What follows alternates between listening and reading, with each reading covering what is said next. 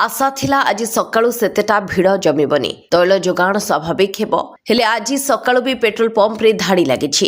Pump भितरे और रास्ता उपरे कार बाइक रो लंबा लाइन लागिछि।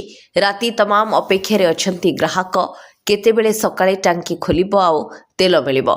सूर्य उइबा पूर्वरु पेट्रोल पंप आगरे धाड़ी बांधिछंती लोके काले क्यों पंप रु तेल सरीजिबो आउ मिलिबनी से आशंकारे केही भी लाइन छाड़ू नाहंती।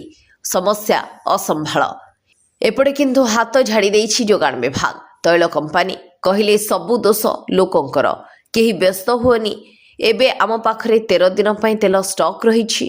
आमे अन्य राज्य को तेल जोगाउछु, आमर अभाव नाही एहा कहिसेंती जोगाण मंत्री कृष्णचंद्र पात्र। ओडिसा रे पर्याप्त पेट्रोल डीजेल मौजूद रहिछि। एहाको राज्य रे तेल संकट बोली कुहा जाय परिबो नाही। जनसाधारण बिना कारण रे आतंकित और व्यस्त होई तेल टांकी मुहा हेउथिबारु एभली स्थिति होईछि। एहा कहिसेंती आईओसीएल सीजीएम कमल सेल।